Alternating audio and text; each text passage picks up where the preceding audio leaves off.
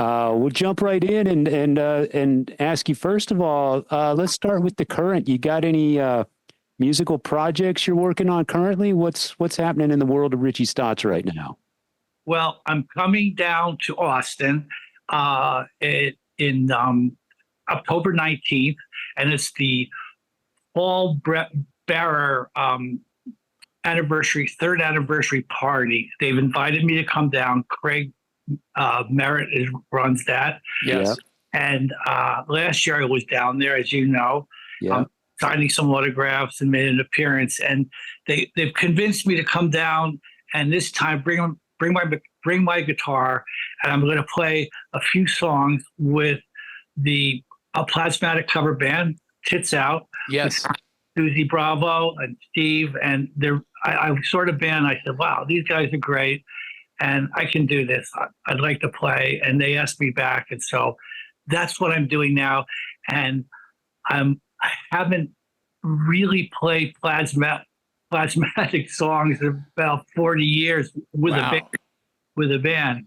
Wow. And so I've been working on relearning or practicing these songs, and I'm surprised how fast they are. So that's what I'm doing. That's excellent. Yeah. It's a challenge. I'm excited about doing it. And I got a guitar case to bring it down the plane. I was like, how am I going to get my guitar down there?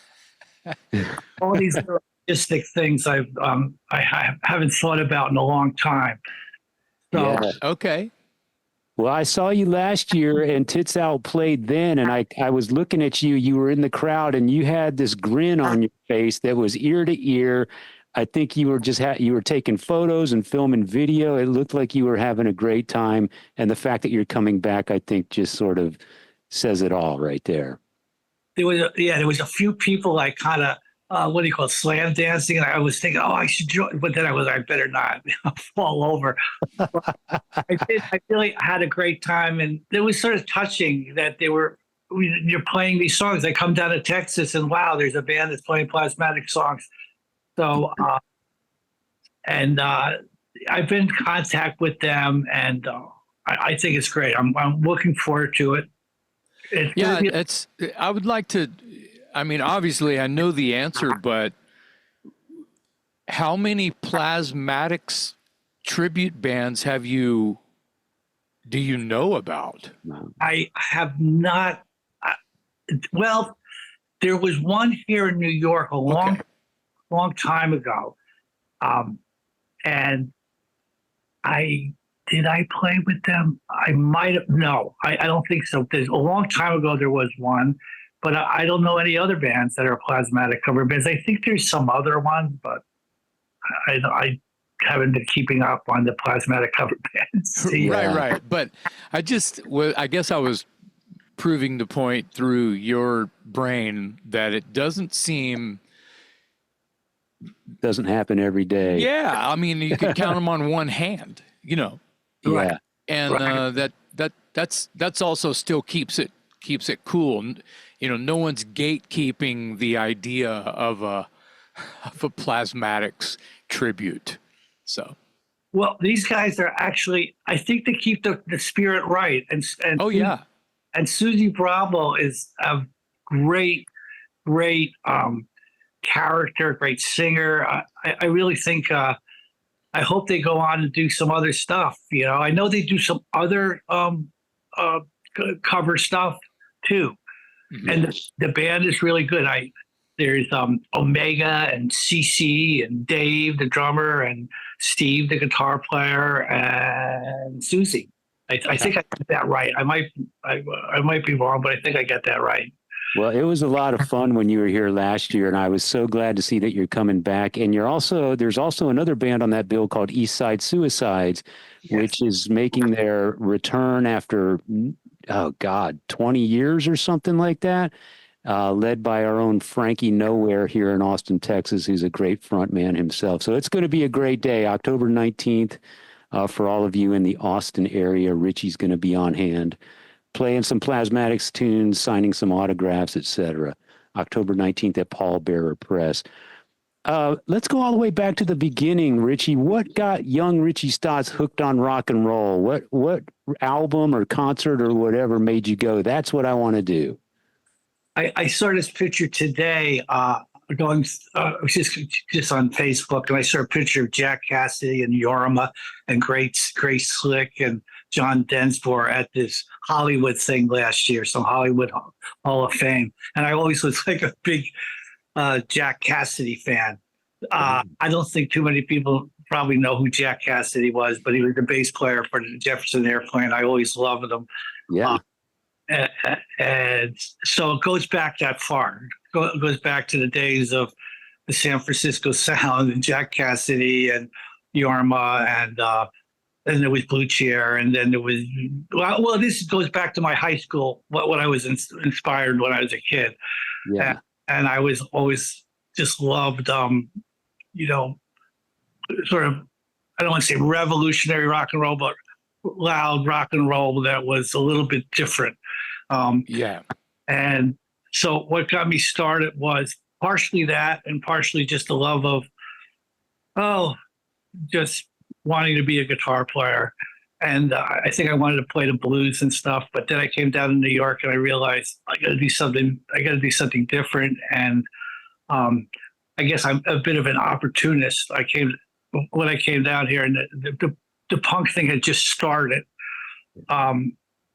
I came down to New York like 73, 74, and CBGB just was starting. And I was like, I think I can do this stuff. I'm going to do it my own way. Yeah. And Glad you did. yeah, that's just a short thing. I think I always wanted to be some kind of like actor, performer, guitar player. Yeah. Kind Yeah. of, When you say you came down to New York, where are you coming from? Yeah.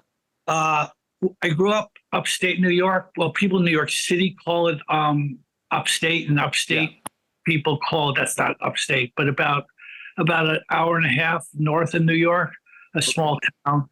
And I reached, if you go back far enough, I went to college when I left high school, and I quit. And I met some artists, and I came down to New York, and I was hanging out with them. So I kind of came from a lot of my friends were artists and sculptures and stuff. But that whole scene back then, the CBGB scene, a lot of those bands also had that same kind of arty feel. Like even the Ramones or Television and Blonde. Yeah. There was more of a, well, it's the same thing probably now, but so I came down at that time, and then I got involved in the music business, and that led to me forming the Plasmatics. How did you meet Wendy O. Williams? I met Wendy.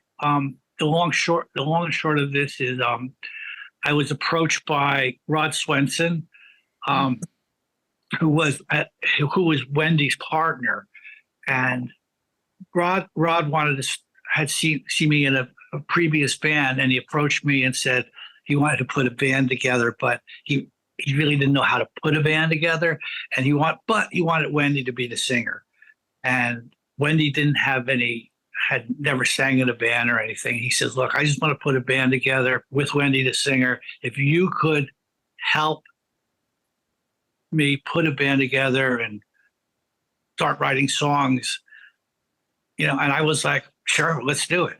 I was like a young kid at that time, and it was an opportunity that I just went for it.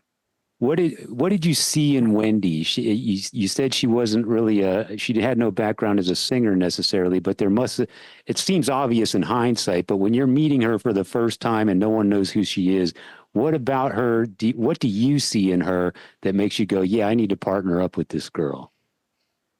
I think that, well,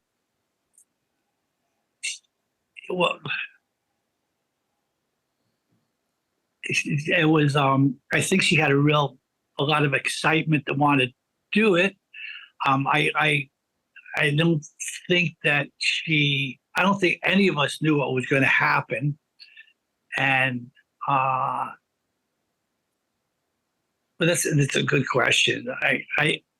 It was, like I said, it was an opportunity to start the band, and